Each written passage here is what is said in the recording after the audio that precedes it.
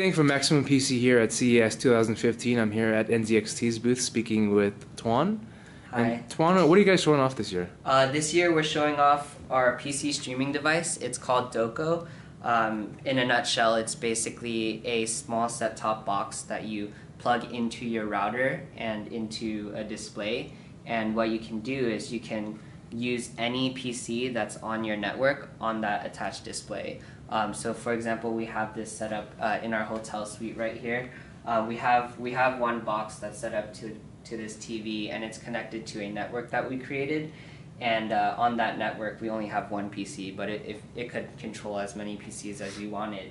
And so the interesting thing about our device is that unlike other mirroring technologies or streaming devices out there, we have 4 included USB ports, and they use a technology that we're calling USB over IP. And essentially what it is plugging a device into this at the TV end is just kind of like plugging that device in directly at the source computer. So say for example we have this computer here that's set up in a bedroom like all the way at the end of the hall, or on a different floor. I could just plug in a mouse, a flash drive, or a keyboard, whatever, here by this TV, and just use it as though I'm using my actual computer in the bedroom. And I'll go ahead and show you what that kind of looks like. This here we have it's a wireless mouse and keyboard combination from Logitech, and this is plugged into the DOKO right now at this TV, and I'm going to go ahead and start projecting our demo computer that we have right here. So they'll just show up on this menu, and you just click it and it'll start connecting.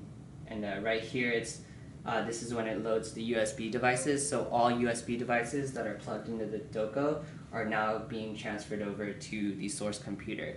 And so now you'll see I can use the mouse just as though it's plugged into the computer itself. And so right now the computer is somewhere over there, is that right? Yeah, the computer is over there right now. It's not connected to this TV in any way. All it is it's connected to the router that we have, and the DOKO is also connected to that router via a Ethernet line. Okay, and you guys don't have, it doesn't support Wi-Fi?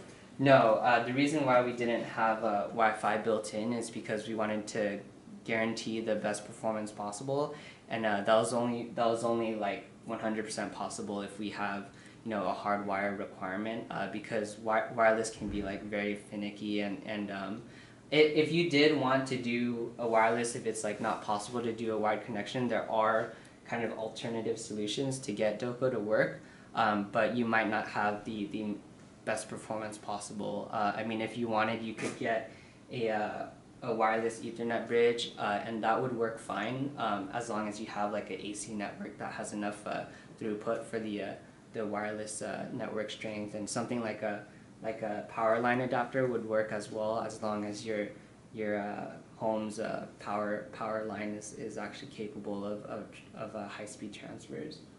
Gotcha. Yeah. Does the device support Bluetooth as well? Or is it just... The device doesn't support Bluetooth.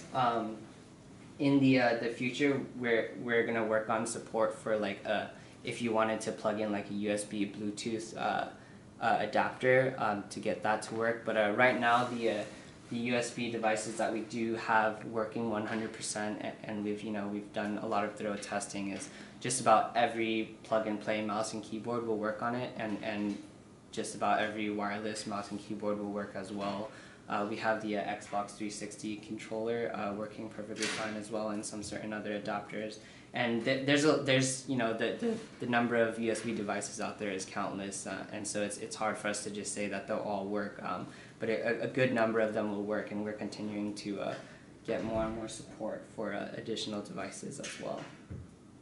Gotcha. So with the Xbox controller in mind, do you guys hope people will game on this, or? Yeah. So right now the gaming with this is very interesting, because you can kind of think of it as a one-to-one with your actual computer. So you aren't restricted in any way like you might be with Steam's in-home streaming or NVIDIA Shield.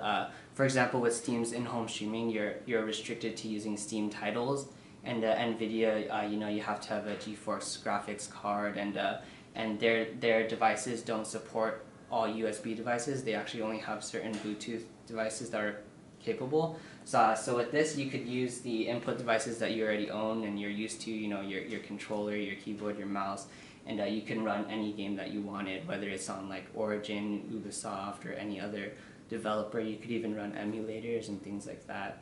And the performance is it's never going to be completely perfect because we are streaming something here, but we found that it's actually very great. Our latency that we've gotten to is floats around between 50 and 80 milliseconds, so there is something there, but it's actually still very, very playable.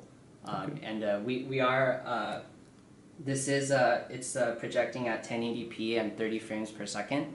So for the very hardcore PC gamers that are totally used to 60 frames per second, they might not enjoy those types of games as much, but for any game that's like an indie platformer or certain third person games will actually run very great in the living room. And it's interesting because we can play PC exclusive indie titles that are like local multiplayer, and you wouldn't be able to play that with like your Xbox or your PS4, but you can do that with this device, and you can play this with your friends in the living room.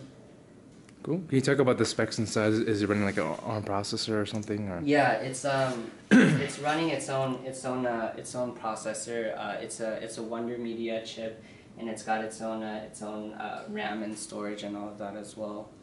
Cool. Is there anything else a reader should know about it? That's price and release date? Pretty much about it. So the pricing is $99, and it's going to be available immediately at the NZXT store on January 13th. Cool. All right. Thank you, Tuan.